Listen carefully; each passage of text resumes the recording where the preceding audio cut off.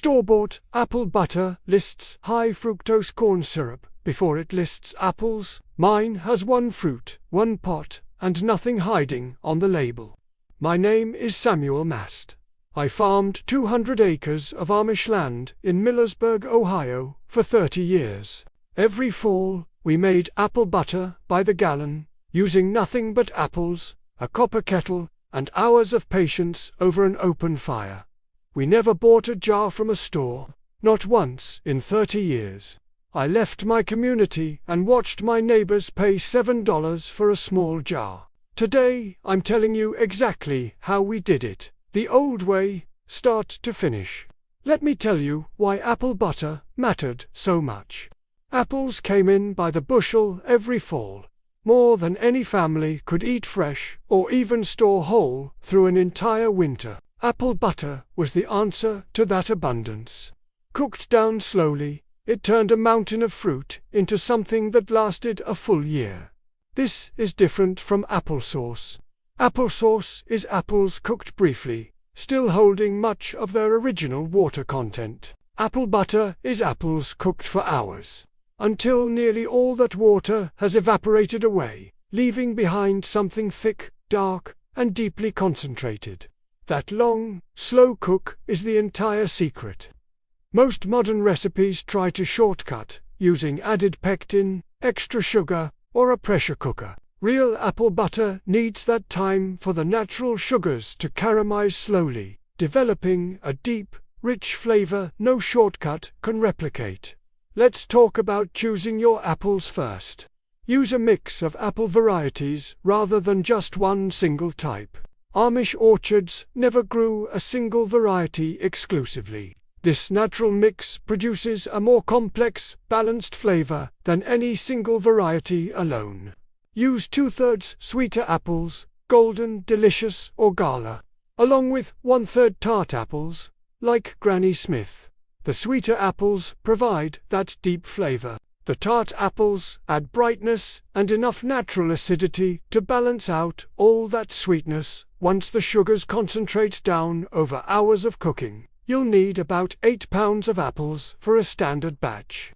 It sounds like an enormous amount until you understand how much water cooks away. 8 pounds of fresh apples typically reduces down to just 2 to 3 quarts of finished apple butter.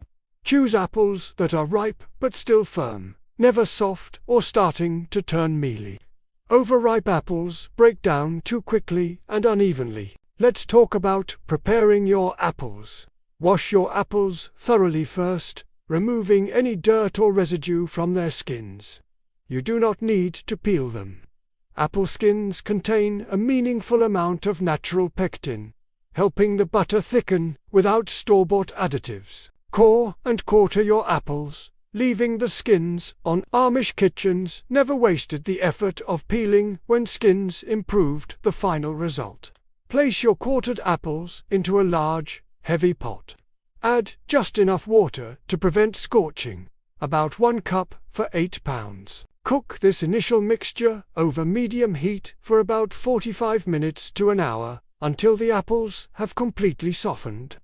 You'll know this stage is finished when a spoon pressed against the apples meets almost no resistance, the fruit falling apart easily. Once softened, it's time to remove the skins. Run this mixture through a food mill, which separates the skins and seeds from the smooth pulp. If you don't have a food mill, a fine mesh strainer works, though it takes more effort. Pressing the mixture through with a spoon, what you're left with is smooth apple pulp, pale and thin. This is where the real transformation begins, using heat and patience. The long, slow cook turns this simple pulp into something worth the entire day, the same way my grandmother did every single autumn. Now comes the part where most people lose patience. The apples are soft. The skins and seeds are gone. You have a pot of smooth apple pulp sitting in front of you, and if you've never made apple butter before, you might think, surely this doesn't need much more cooking. It does. In fact, what you've done so far is only the preparation. The real apple butter begins when that pale apple pulp meets low, steady heat. Pour all of your strained apple pulp into your heaviest, widest pot. If you have a Dutch oven, use it. What matters most is that the bottom is thick enough to distribute heat evenly. Because, from this point forward, scorching is your biggest enemy. And here's one of the most important things I can tell you. Do not turn the heat up because you want this finished faster. Apple butter rewards patience and punishes impatience. Set the pot over low heat and leave the lid off. That's important. We need the water to escape, and keeping the pot covered traps that moisture inside, slowing the reduction you're trying to achieve. At the beginning, your apple pulp will look almost like a thin applesauce. It may seem too loose, and that's perfectly normal. There is still an enormous amount of water locked inside those cooked apples, and your job now is simply to let that water leave gradually. Stir the pot every 15 to 20 minutes during the first couple of hours. Don't scrape aggressively across the bottom with a metal spoon. Instead, use a sturdy wooden spoon or heat-safe spatula and make sure you're moving the thickening fruit away from the bottom and sides. The smell will tell you something before your eyes do. At first, the kitchen smells like freshly cooked apples. Then, after an hour or two, the aroma becomes warmer, deeper, almost like baked apples without having put a single apple in an oven. That's the beginning of the transformation. The natural sugars inside the apples are becoming increasingly concentrated as water evaporates. You're not creating sweetness out of nowhere. You're concentrating what was already present in the fruit. This is one reason I don't recommend dumping a mountain of sugar into the pot. Some old-fashioned apple butter recipes do use sugar, but when your apples are ripe and flavorful, you can let the fruit itself do most of the work. If your apples are particularly tart, you can add a modest amount of sugar later, but don't make that decision at the beginning. Taste first. Let the apples tell you what they need. After about 2 hours, you'll notice the mixture beginning to change texture.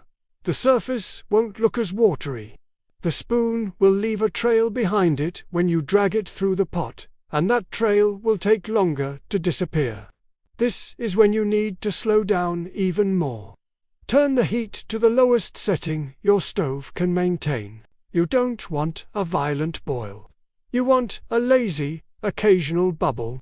Think of it this way. You're not trying to cook the apples anymore. They've already been cooked. You're concentrating them.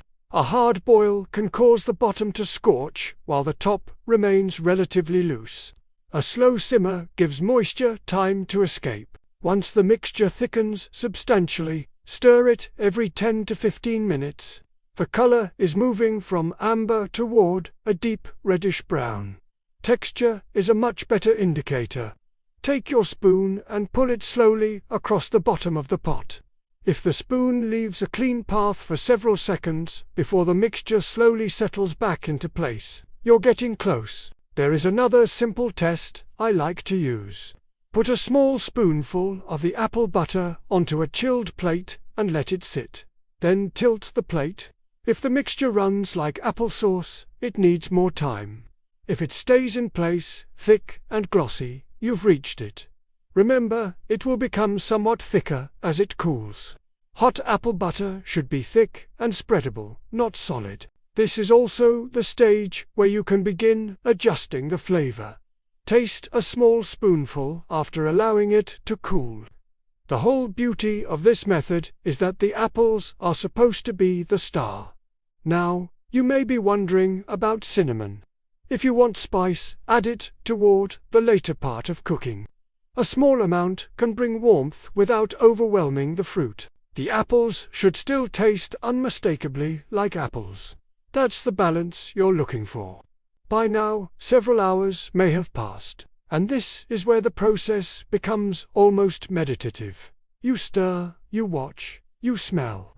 Apple butter doesn't care about your clock. It takes the time it takes. That pale pulp you started with is disappearing completely. In its place is something dark, glossy, thick, and intensely apple-flavored. After several hours, turn off the heat. Now, let it rest. Give it a short period to settle, then taste it one final time. It's still apples. Only now, after hours of gentle heat, those apples have become something entirely different. One spoonful tastes like an entire orchard in autumn. Sometimes the ingredient list isn't the secret. The time is now. You're entering the stage where apple butter starts becoming what you actually came here to make. The pot has been cooking for hours, the steam has slowly disappeared, and that thin apple pulp has become noticeably darker and thicker. But this is also the stage where you need to pay closer attention, because once water has cooked away, it can change very quickly. This is where an old-fashioned recipe demands something modern recipes often don't. Attention! You can't simply walk away from the pot for another 3 hours and expect everything to be fine. As the mixture thickens, the bubbles become slower and heavier. Instead of a loose simmer, you'll notice individual bubbles rising through the thick mixture and popping with little splashes. That's your signal to start stirring more frequently. Every 10 minutes or so, run your wooden spoon across the bottom of the pot. Make sure nothing is catching. The apple butter should move as one thick mass rather than sloshing around like applesauce. And there's something satisfying about watching this happen, because you can actually see the water leaving the fruit. Early in the cook, steam rises constantly. Later, there is much less steam. The surface becomes glossy. The color deepens. The aroma becomes almost unbelievably rich. That transformation is the reason this method takes hours. You're not just making apples thicker, you're concentrating flavor. Think about what happens when you drink fresh apple juice compared with eating apple jam. Removing water changes everything about the experience. Apple butter takes that idea even further. By this stage, your 8 pounds of apples may have reduced dramatically. In fact, if you still have a huge amount in the pot after several hours, don't assume you've done something wrong. Different apples contain different amounts of water, and the width of your pot makes a tremendous difference too. A wide pot allows more moisture to escape. That's why traditional apple butter kettles were often broad rather than extremely deep. More surface area means more evaporation. And more evaporation means less time standing around waiting for the same result. But don't compensate by turning up the heat. Use the shape of the pot to your advantage instead. There's another little trick worth knowing. If your apple butter is thickening unevenly around the edges, scrape the sides down regularly. The mixture around the rim is exposed to more heat and less moisture, so it can become darker and stickier before the center is ready. A quick scrape every few minutes keeps everything moving together. Now, let's talk about the color. This is where people often get nervous. Your apple butter may have started almost yellow. Then it became golden. Now it's turning amber, then reddish brown. That's exactly what you want. The darker color comes from the concentration and browning of the natural sugars as the apples continue cooking. But there is an important distinction between deep brown and burnt brown. Deep brown smells sweet, fruity, and warm. Burnt brown smells bitter. If your kitchen suddenly smells like burnt toast rather than baked apples, don't ignore it. Check the bottom immediately. And remember, low heat is your friend. There's no prize for finishing this batch quickly. The best apple butter is the one that tastes like you gave it enough time. Now comes another decision. Do you want your apple butter completely smooth, or do you want a little texture? For the traditional smooth style, keep stirring and working the mixture until the remaining apple fibers completely break down. You don't need a blender if you've cooked the apples properly. Time does most of the work. Every stir helps break down the fruit. Eventually, the texture becomes remarkably silky. If you prefer a rustic texture, you can leave some tiny apple fibers intact. Personally, I like it smooth, enough to spread easily, but still thick enough that you can tell it came from real fruit. Now is also the right time to think about sweetness. Take a small spoonful out and let it cool before tasting. Never judge sweetness from a boiling spoonful. Heat can dull your perception of sweetness. If the apples are sweet and rich, leave them alone. If they need balancing, add sugar gradually. 1 tablespoon at a time. Stir completely. Taste again. You can always add more. You can't easily remove it. This gradual approach is important because the apple butter will continue tasting more concentrated as it cools. The same goes for spices. If you're using cinnamon, now is the time to make your final adjustment. Start small. A little cinnamon can make it taste warm and familiar. Too much can bury the apple flavor. And if you use cloves, use even less. The old-fashioned character should come from the apples first. Spices should sit in the background. There's another ingredient some add: lemon juice. A small amount of acidity can brighten the flavor and balance sweetness. But again, don't add it automatically. Taste your apples first. If they're naturally tart, you may not need any additional acidity. The goal isn't to follow a list blindly. The goal is to understand what is happening in the pot and adjust to the fruit. That's how people cooked before every recipe came with exact measurements. They tasted, they watched, they adjusted, and they trusted experience. Now, as your apple butter approaches its final consistency, the stirring becomes more important than ever. Now, don't leave it. Stay nearby. Stir every 5 to 10 minutes. The mixture is thick enough that sticking to the bottom can become a problem quickly. Keep the heat low. If your stove has a setting lower than low, use it. Some even use a heat diffuser. Then comes the spoon test. Dip your wooden spoon into the pot and lift it. The apple butter should cling to the spoon instead of dripping immediately. Run your finger across it. The line should remain visible. Another traditional test is the plate test. Place a small amount on a cold plate. Wait a minute. Tilt the plate. If it stays put, you've reached the right thickness. If it slowly creeps downward, give it more time. Don't worry if the mixture looks slightly looser while it's hot. It will continue thickening as it cools. Remember, you're looking for spreadable, not solid. It should glide across toast.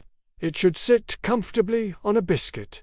When you've reached that point, remove the pot from the heat. Let it sit for several minutes. You'll notice the surface becoming even smoother as the bubbles settle. Give it one final stir, making sure the texture is uniform. This final taste can tell you everything. The flavor of cooked apples, concentrated sweetness, and the warmth of spice. And underneath all of it is that deep, almost caramel-like richness created by hours of slow cooking. No artificial flavor can reproduce that. At this point, what began as ordinary apples has become something completely different. Intensely flavored and beautiful. That's the beauty of preserving food. You take abundance from one season and turn it into something you can enjoy months later. But there's one final detail: store it properly. A beautifully cooked batch can still be ruined if you treat preservation casually. For shelf-stable storage, follow a tested canning recipe. If not canning, refrigerate the apple butter promptly in clean containers. Old-fashioned flavor doesn't require old-fashioned safety risks. You can keep the slow cooking and patience while using modern safety practices. And once that rich, dark apple butter is safely stored, the hardest work is finally behind you. What remains is the simplest part: waiting for it to cool completely. Because that's when the flavors come together, and that long afternoon of stirring finally starts to make sense. By the time the apple butter reaches this stage, The kitchen has changed completely. The sharp smell of freshly cooked apples is gone. In its place is something deeper and warmer, almost like walking into an orchard on a cool autumn morning after someone has been baking all day. The color is dark. The texture is thick. And when you pull your spoon through the center of the pot, it slowly folds back together. This is the moment when you know the hours of patience have finally paid off. But don't rush to put it on toast just yet. One of the most overlooked parts of making traditional apple butter is what happens after the heat is turned off. The moisture is continuing to redistribute. Give it some time. Let the pot rest until the aggressive bubbling has stopped and the apple butter has cooled enough to handle safely. Then stir it slowly from the bottom upward. This is a good time to check the consistency one last time. If it's slightly thinner, return to heat. The perfect apple butter should be dense, but still easy to spread. You want it to move across a piece of warm bread without tearing it. If you're planning to refrigerate and eat it soon, use clean food, safe containers. If you want to preserve it longer, use a tested canning method. There are plenty of old stories about food preservation, but safety has changed. You don't have to choose between traditional flavor and modern safety. Once your containers are ready, carefully fill them with the warm apple butter. Leave the recommended headspace. Wipe the rims clean. Apply the lids correctly. Then process the jars according to the tested instructions. Don't simply seal a hot jar and assume it's shelf-stable. A properly processed and sealed jar can be stored according to established canning guidance, and once opened, refrigerated. Now comes the part I always loved most. The first taste. Take a slice of good bread and toast it lightly. Nothing fancy. Spread a generous layer across the warm toast. Watch how it moves. It shouldn't pour. It shouldn't crumble. It should glide. When you take that first bite, the first thing you'll notice isn't sugar. It's apple. Deep, concentrated, cooked apple. Then the sweetness. This is why I always recommend using a mixture when possible. You're building a flavor rather than simply following a recipe. Toast is only the beginning. Try it on warm biscuits. Spread it over pancakes. Spoon a little beside oatmeal. Use it with plain yogurt. There's also something satisfying about knowing exactly what's inside the jar. You started with apples. You cooked them down. You adjusted the flavor. The old-fashioned approach was often about doing more with less. And apple butter is one of the best examples of that philosophy. Think back to those 8 pounds of apples you started with. You've transformed that seasonal abundance into something you can enjoy long after season ends. When the orchard gave you more apples than your family could eat, you found ways to make those apples last. Nothing needed to be wasted. Don't compare your apple butter to the color and texture of a commercial jar. Store-bought apple butter is designed for consistency. Homemade apple butter doesn't work that way. The goal isn't to make something that looks exactly like a factory-produced product. If your first batch isn't perfect, don't throw away the lesson. Maybe it was too loose. Then next time, cook it longer. That's how traditional cooking improves. You don't memorize a recipe once and suddenly become an expert. You make it, you taste it, you remember. After 30 years of making apple butter, I can tell you that experience teaches things measurements can't. Your hands simply know what to do. So when your finished apple butter is cooled, thick, glossy, and safely stored, don't hide it, Put a little on breakfast tomorrow. Apples, heat, time. Nothing more complicated than that. The fruit has now been transformed into something concentrated enough to fit into a few small jars. Sometimes you only need good fruit, the right heat, and enough patience to let nature do the rest. Once you taste it, nothing else compares. There is one final thing I want you to understand about apple butter. The best part isn't actually the first spoonful. It's what happens afterward. You make a batch once, you taste it, and suddenly you start seeing apples differently. What used to look like a basket of fruit now looks like months of breakfasts. Warm biscuits, autumn desserts, and little jars sitting on a shelf. That's the difference between cooking something and preserving something. You're not simply preparing food for today. You're capturing a season. And that's exactly why apple butter became such an important part of autumn cooking in farm kitchens. When the apple trees were heavy with fruit, there was only so much fresh fruit a family could eat. The rest had to be turned into something that could survive beyond the harvest. Apple butter was one of those answers. It took an ingredient that was abundant for a short period and transformed it into something concentrated and useful for months afterward. And the remarkable thing is how little you actually need. Good apples, a little water to get them started. Optional sugar if the fruit needs balancing. A modest amount of spice if you want it, and time. That's the entire foundation. But if you followed this method carefully, you also know that the ingredient people talk about the least is actually the one doing the most work. Time. Time is what allows the apples to soften completely.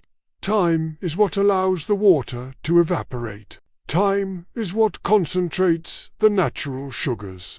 Time is what turns a pale apple puree into a dark, glossy spread. You can't measure time with a tablespoon. You can't buy it in a packet. And you can't replace all of it with a shortcut without changing the character of the finished apple butter. That's why I wouldn't call this a difficult recipe. It's simple. It just isn't fast. There's an important difference. Anyone can follow a complicated recipe with 20 ingredients if every step is measured precisely. But recipes like this teach you something different. They teach you to observe. You learn to recognize when the apples are soft enough. You learn to recognize when the mixture is reducing properly. You learn how thick the apple butter should look before it cools. You learn when to stir. You learn when to stop. And eventually you stop relying entirely on the clock. You start relying on the food itself. That's something worth remembering in a kitchen full of timers, notifications, and appliances designed to make everything faster. Sometimes slower really is better. Now, if you've made more apple butter than your family can possibly eat, don't feel like you have to use it all in the same way. A jar of apple butter can become one of the most useful things in your pantry. A spoonful stirred into hot oatmeal can turn a plain breakfast into autumn. Spread it over warm toast with a little butter. Put some inside a biscuit before baking. Use it as a filling between simple cake layers. Serve it alongside pancakes. Or spoon a little over plain yogurt for a quick breakfast. And you don't need a huge amount. Because the flavor is concentrated, a small serving can bring a surprisingly strong apple flavor to whatever you're eating. That's another advantage of cooking the fruit down so far. You're not dealing with a watery sauce that disappears. You're dealing with concentrated fruit. And there's something else you can do with it that many people overlook. Use it in savory cooking. Apple butter isn't only for breakfast. Its sweetness and acidity can work beautifully alongside roasted meats, especially pork. A small amount can provide a completely different flavor contrast. The point isn't to turn every dish into dessert. It's to understand that concentrated apple flavor can work in both sweet and savory food. But perhaps the most important lesson is the simplest one. Don't be afraid of making a recipe your own. The old way doesn't mean every batch has to be identical. It means you start with simple ingredients and let the quality of those ingredients matter. If your apples are naturally sweet, use less sugar. If they're tart, adjust accordingly. If you love cinnamon, use a little. If you prefer the pure taste, leave it out. If your first batch takes 6 hours and your next takes 5, that doesn't mean one is wrong. Different apples, pots, and stoves behave differently. The goal is to understand the process well enough to recognize when your batch is ready. That's real cooking. And if you're making apple butter in a large quantity, remember that cleanliness and food safety matter just as much as flavor. Use clean equipment. Discard fruit that shows signs of mold. And if you're preserving for storage, use a tested canning recipe and follow instructions carefully.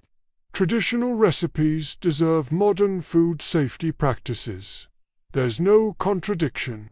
You can preserve the old flavor while using what we now know. And once the jars have been processed and stored, label them. Write the date. It seems like a tiny thing, but it matters.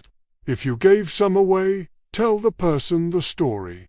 Tell them it started with a basket of apples. Tell them it was cooked slowly. Tell them the dark color didn't come from artificial coloring. It came from hours of reducing real fruit. And if they ask why you didn't simply buy a jar, give them the simplest answer. Because you wanted to taste the apples, not the label. There's nothing wrong with convenience. But there is also something deeply satisfying about making one batch yourself. It reconnects you with the basic idea that food doesn't have to begin with a package. Sometimes it begins with something growing on a tree, and that's where this recipe really starts. Not in the kitchen, in the orchard. The apples spend an entire season growing, taking in sunlight and rain, developing their flavor. Then autumn arrives. The fruit is harvested. Some is eaten fresh. Some is stored. Some is baked. And some goes into the pot. Hours later, the water is gone. The fruit has changed. And you've captured that entire season inside a jar. That's why I never thought of apple butter as just another spread. It was a way of making autumn last longer. And maybe that's why the old method still feels special today.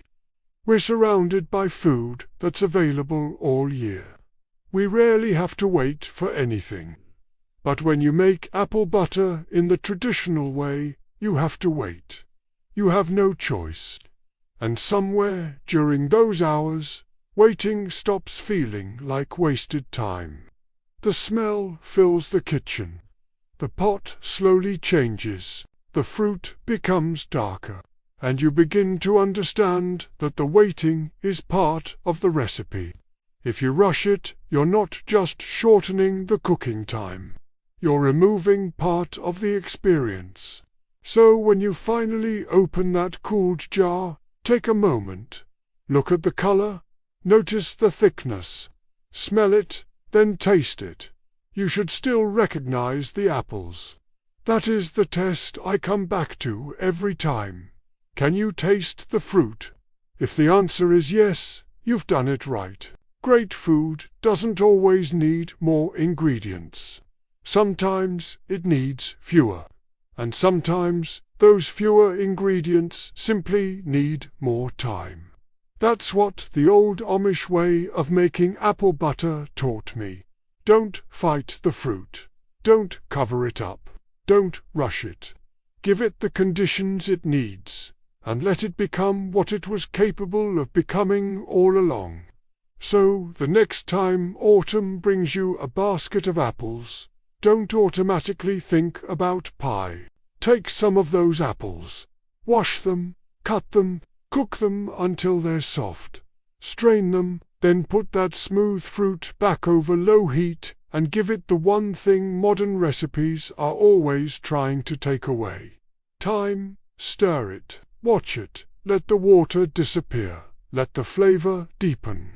And when that pale apple pulp finally becomes dark, thick, glossy apple butter, you'll know exactly why people have been making it this way for generations. Because sometimes the oldest recipes aren't old because they're outdated.